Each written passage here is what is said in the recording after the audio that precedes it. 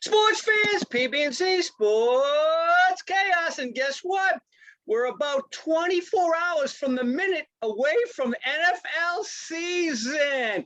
We got Tom Brady kicking it off against the Bucs. Tomorrow night, the defending champs. Brady's going for his 8th title, the first repeat champion since Brady, right? Right, 2003, 2004. All right, real quick, we're going to talk. We get some storylines. PB and I are going to give us our 3 storylines each, and then we're going to do our famous pick sixes. But I got a couple intriguing little notes. The Ravens have now lost their number 1 RB and RB number 2, right? DK Dobbins and now, what's his name? Justin Hill, both out for the season. Justice Hill. Well, their RB2 is technically Gus Edwards, but I'd say they're RB1 and they're RB3. Actually, no, Hill moved up to number 2. Oh, did he? All right. Yep. Okay. But fear not, they signed Le'Veon Bell to the practice squad. I don't know. What do you think? I'm afraid that they depend on the run game. Without those guys, my pick of the Ravens to win that division might be in doubt now. Oh, yeah, they're in trouble, especially with, they've had some issues with receivers as well. Their rookie Bateman's not doing so good. I mean, he's out for a couple games, right? Yeah, from an injury. Yeah, they're in rough shape, and if they have to rely on obviously we know Lamar Jackson can't throw the ball into an ocean when he's standing on the shoreline. So if they have to Lamar, don't worry, we're going to send this to you because I know this fuels you, and you'll probably get another MVP this year. Go ahead.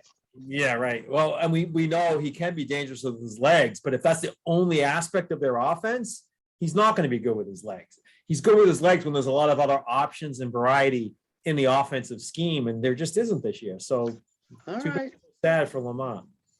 Hey, Green Bay, they got a little issue. Starting left tackle David Bakhtiari is out for 6 games. He's on the PUP list. Not only is he the best bear swiller on the team, as we've seen at a number of Bucs games this last year, but he's also their best offensive lineman. Is that going to hurt Green Bay? I know it's only 6 games, but yeah, still, I mean, it's your blind side, right? So that left tackle for, right-handed throw is pretty important. So it could end up hurting him. It just depends if they're playing against a team that likes to blitz, that has an aggressive pass rush, he could have some issues. But if it's a type of team that doesn't do that, and you give Rodgers some time, he'll find the open guy. I would argue, even if you had a premier right defensive end that you have to double team, and now with Bakhtiari out and having a backup and now a double team that may not even be able to beat that guy, I don't know. You'll see. Another big injury, Steph Gilmore. He's out for 6 games. He's on the PUP list. And we talked about this about 2 weeks ago when they signed or made the trade with the Ravens, no less. I don't get this one at all. But they made that trade for Shea, what's his name? The kid, the cornerback, right? God, what is his last name? Oh, Shaun Wade. I'm sorry, Shaun Wade. I think, PB, Shaun Wade is going to be a stud, I have a feeling. I know he didn't get drafted high, but he was supposed to be a first-round pick if he came out the year before. If he shows the year before skills, the Ohio State defensive back, I say Steph Gilmore never comes back. He's done. Pretty bold prediction. I don't know if Steph's at that point in his career, but they don't want to give him the money, though. Don't forget, he was also holding out a little bit for a contract and a raise. Yeah. And I don't think he's going to get it. I got a funny feeling if the cornerbacks hold up and Shaun Wade shows a little bit of game between the other guys they got and him, you will not see Gilmore in a Patriots uniform again. Yeah, and they do have a strong defensive back. They have a strong defense in general, but a strong defensive backfield as well. They do. Yeah. Hey, another big injury, not an injury, COVID strikes the Cowboys. Zach Martin, their best offensive player, according to Jerry Jones and Zeke Elliott, he's out for this game against Tampa Bay. That's going to hurt them a lot. But, PB, the bigger thought on my mind is I had a funny feeling. COVID is going to be a bigger issue this year than last year. I just got a funny feeling. You see cases increasing all the time. The rules are much stricter. We might actually see our first forfeit ever in the NFL because of COVID. I don't know. I'm a little bit nervous about that. What do you think? Yeah, well, they're not doing rescheduling, right? So if you can't play the game, forfeit potentially. Yeah. I mean, I think it comes down, I think they're doing good with the vaccination. Like Tampa Bay, as an example, has declared that their team is 100% vaccinated. That will help the matter. But on the other hand, we're seeing breakthrough cases now. So, And by the way, Zach Martin is a breakthrough case. He is fully and vaccinated. and that's a good point. He is a breakthrough case. So, but they say if you have a breakthrough case and you're vaccinated, you're less transmissible, so you can't transmit the virus as much, and obviously your symptoms are a lot less as well. So even though you break through and you test positive, you're still in a better position to protect yourself and protect others because you're vaccinated. So it's still a good thing. But I agree with you. I think we're going to see our fair share of people landing on this COVID list as the year goes on. Unfortunately. Hey, by the way, one last note before we move on to talk about our storylines. We heard the news last night. Sam Bam Cunningham passed away, 71 years old, former USC running back, played back in the early 70s. By the way, Sam Bam Cunningham and USC went to Tuscaloosa to play Alabama in 1970. His freshman year, he scored 2 touchdowns. USC crushed the Bear in Alabama. Bear Bryant was the coach at the time. And after that, the South became integrated. More and more African Americans were playing in the South after that. Bear Bryant recognized he had to go recruit those guys today, people like Sam Bam. By the way, Sam Bam, DYKPB, he is still the all-time leading rusher for the New England Patriots. Wow. Can you believe that? Wow, that's pretty crazy considering. When he played in the lean years. He played in the lean years of that team. And here we are with a 20-year dynasty, and yet he's still the all-time leading rusher. That's unbelievable. Right. Well, rest in peace, him and David Patton too. Rest in peace. Yes, David Patton, you're right. Hey, little DYK for you, speaking about the Pats. Tom Brady, we're going to talk about him momentarily in his Bucs team. He sets another record on Thursday night. Do you know what that record is just by stepping on the field? Most games played. I don't know. First ever to start 300 games in the NFL. All right. Nice record. Well, I was close.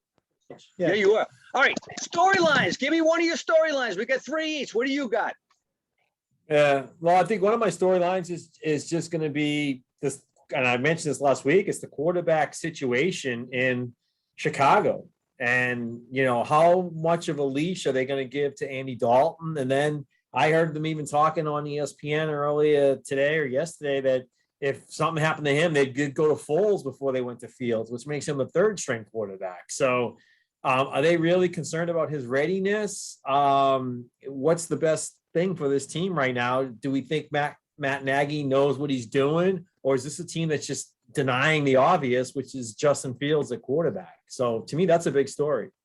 You and I have been very critical over the 3 years we've been doing the show of Ohio State quarterbacks in general. They've never been successful in the NFL. They always come in with flaws. Dwayne Haskins is the most prevalent example recently. I actually watched the very first game and the first drive that Justin Fields played this year against San Fran, and I was like, he's lost. Yes, he had a much better game as it progressed, but immediately my first thought was he's lost.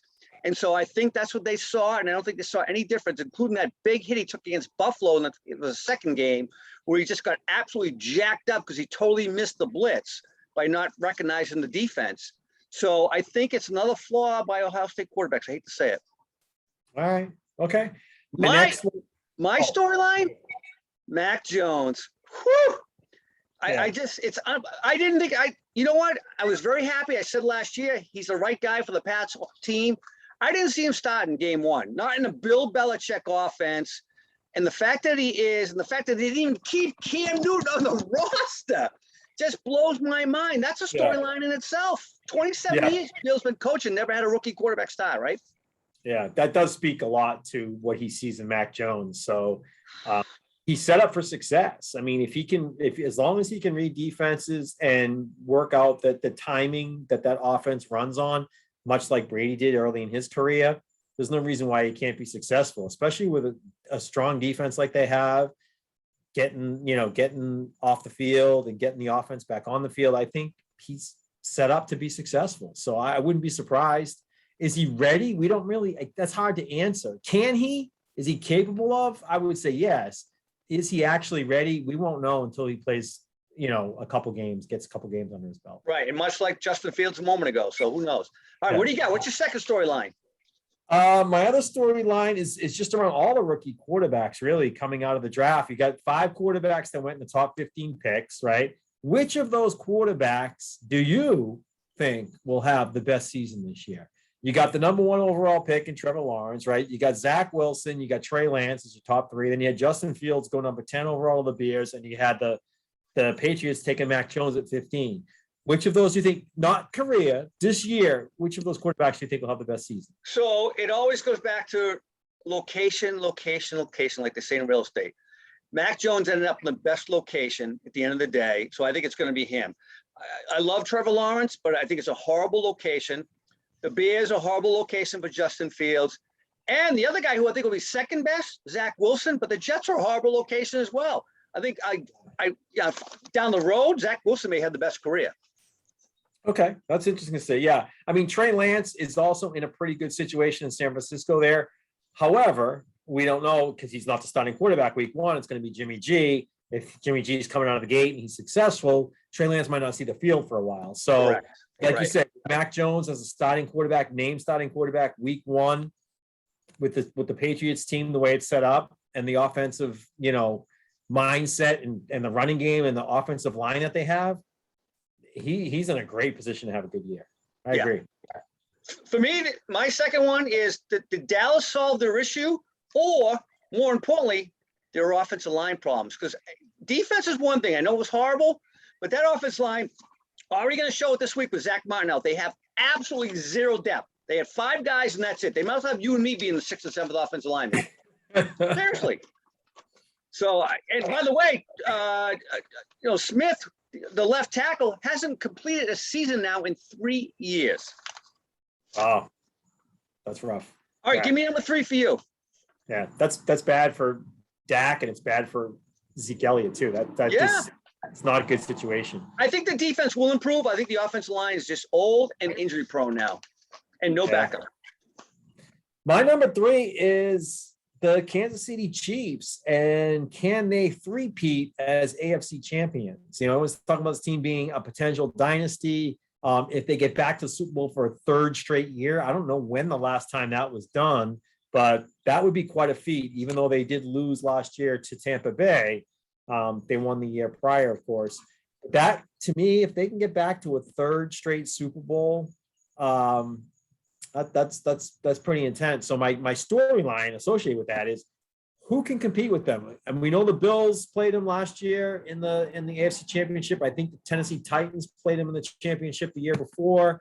Both those teams did not fare well in those games. Is there an AFC team that could potentially compete with the Chiefs this year for the AFC title? So in my opinion, that team, and they have one question mark, and it's at QB, and it's the Cleveland Browns, because they have a lot of depth on both sides of the ball. They're a lot like Tampa Bay, other than Tampa Bay has Brady and they got Baker, right? and think about this for a minute, PB, for 1 minute. Tampa Bay has Antonio Brown, who's the 4th receiver in most people's opinions. Cleveland has Odell Beckham. 3 years ago, these were the 2 best receivers in the football for NFL, and now one's their 4th and the other one maybe the 3rd on the Browns, right? When you think about the team. Yeah. So, and if those 2 guys live up to their career averages, they're studs. And it's all up to Baker, I think, at the end of the day. Yeah, I do. I think it's up to Baker. Coaching might come into it. I mean, last year, obviously, Cleveland made the playoffs, won a good playoff game under what's his name? I can't think of it. I'm drawing a blank on his name too. Yes, I was drawing a blank on his name, right? But he had a good year. He's the first time that Vegas played under one coach for an entire year, I think. Right. But when you compare him to Andy Reid, and then you got the Baker versus Mahomes, to me, I don't know. I just don't see the Browns beating the Chiefs, especially in an AFC Championship game, especially in Kansas City, if that's where it ends up being. So I don't know. To me, I'd say Buffalo again. If that could be a repeat of a AFC Championship game. Tennessee, if they can get their defensive act together, they could potentially be a team that might vie in there. The Colts could be interesting this year. We'll see, but I don't know. I don't see those teams beating the Chiefs. I really don't. Who By else the do way, you, the only team that has a defense that could do it is Cleveland at the end of the day. Cleveland has a really good defense. Offense is a question mark because of Baker. or let's not leave out the New England Patriots. Correct. There you go. Another defense that could play with them and who have shown they can, with the head coach who can beat Kansas City, right? In one game and given the chance to game plan with a defense like that, and we saw what the pass rush can do to Mahomes in the Super Bowl last year. And there's a blueprint there from the Bucs and Brady game. Belichick could get after that. And I would not want to be Kansas City entering. Now, can the Patriots make the AFC Championship game? Probably not. But if they did, that would be an interesting matchup. KC would hate to see it. And by the way, we talked about this, a few weeks back, and we talked about it even after the Super Bowl. I don't know that Patrick Mahomes has solved his other issue. That is, he refuses to step up in the pocket. And I said this before, it was a flaw of his at Texas Tech. That's why he slipped in the draft. And he showed even he's the only quarterback of all the top-notch quarterbacks that played every preseason game this year. Did you notice that? Interesting. Okay. Andy Reid sees that as a flaw. I guarantee you. He has to step up in the pocket. That's a good way to avoid the rush. Tom Brady's been doing it for 19 years. All right. Let's get on to our picks. Let's do our famous pick six. And BB, by the way, I got a little recap. Last year, you did outstanding. You were 68% at 70 and 32. The guy that knows nothing about football, Z, was 80 and 22 at 78%. So I guess I really do know something about football. All right. So let's start off. Dallas at Tampa Bay. Will there be a Super Bowl hangover? Yes or no? I don't think so. I mean, especially with Zach Martin on the shelf now. I mean, Dak Prescott could look like Patrick Mahomes in the Super Bowl and just be running around like crazy for his life. And Brady, I think, is going to come. Typically, though, Brady does start a little slow in his years, even with the Patriots, and usually gets later in November, December, his months. But still, I think national TV opening night. This is Tampa Bay's game to win. I think they'll blow them out. Actually, I think this is a 2-touchdown game at least. I'm with you. I got them as well. And G Money phoned in. He's got Tampa Bay as well. All right, a little interesting one for us. Geographically speaking, Miami, your new hometown team, is playing New England in Foxborough. Is Tua really the answer? We'll find out. Who do you like? Yeah, I mean, I do like what Miami has. I've gone to their camp on several occasions. I've seen them play in a preseason game, and they got a good team on the field. They get all aspects of their game are good. Like, they're not great, but they got a good running game. They got a good passing game. They got good receivers. They got a good offensive line. They got a good defensive line. They got good linebackers, and they have a good defensive backfield. All good. They're just good across the board. They're not great in any area, but they're going to be a team that's going to kind of eat away at teams this year. And like I predicted, they're going to be in double-digit wins. That being said, we know Bill Belichick and young quarterbacks, he always has their number. This game is up in New England. There's a lot of, good vibes going on up there and energy going on. I think New England can win this game. And I think they're favored by 3, actually. So Vegas thinks they're going to win the game too. Right. So I'm going to take the Patriots in this game. All right. I got the pass, and G Money's got the pass as well. All right. Packers and Saints. This was supposed to be in New Orleans, but it's in Florida now, which ironically, I saw something about Aaron Rodgers. I think he's 1-3 in games and career in Florida in his life. So we'll see. Packers and Saints. Who do you like? Yeah, I mean, if I had to pick one of the games on this board that we have on our pick 6 to like lock in, it's this one. I mean, I think Green Bay is just going to destroy them. It is technically on a neutral field, even though it's a home game for New Orleans. We haven't seen Winston really, play under center for a while. I just think this is a Green Bay game all the way, and I wouldn't be surprised if it's a blowout. I could see this game being, 34-13.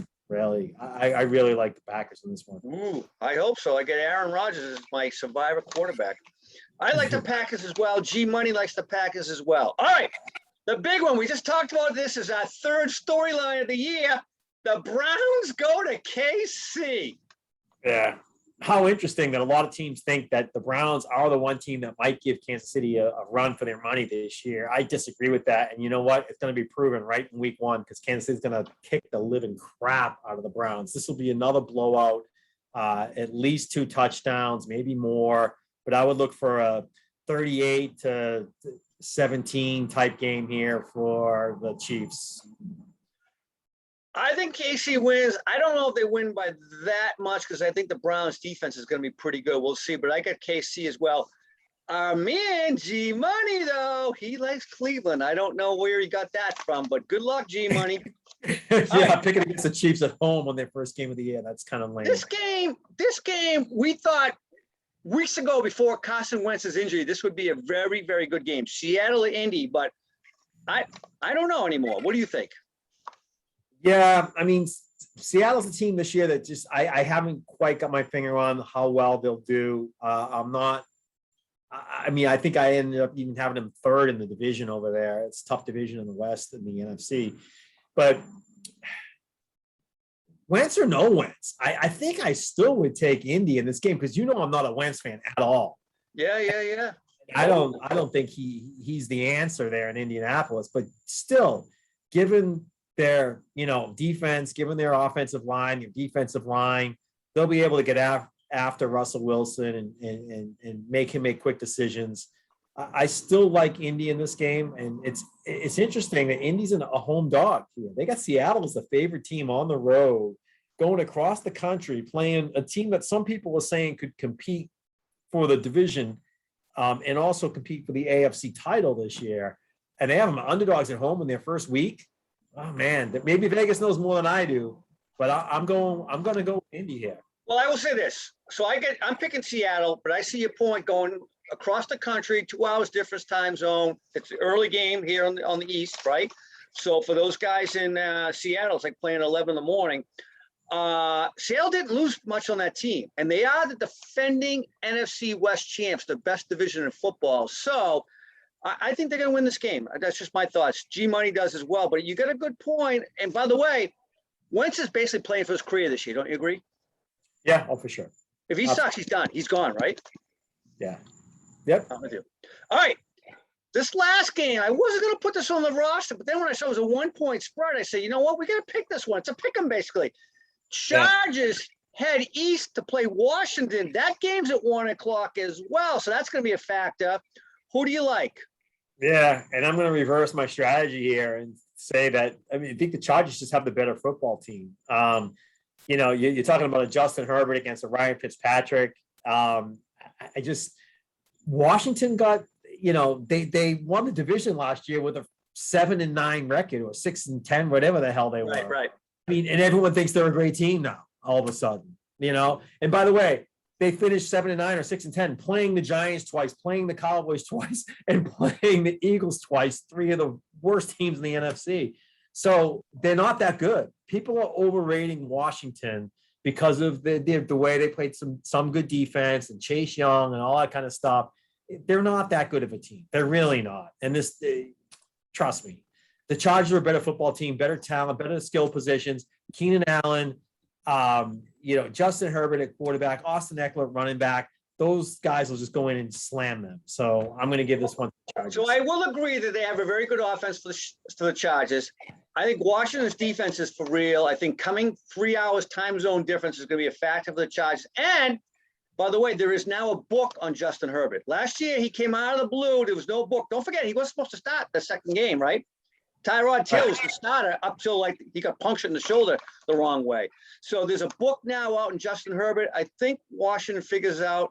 I get them winning that game just because it's the first game and they're coming east. That is the Chargers. So I see Washington winning. But you like Chargers. We'll see. All right. By the way, G Money also likes Washington, so I'm a little bit nervous about that. All right, man. Good show. We'll do a little college picks on Friday. We'll talk a little college football. We had a great weekend last week. We'll talk more about that. PB, good show, brother. Talk to you soon. All right. Enjoy the game tomorrow.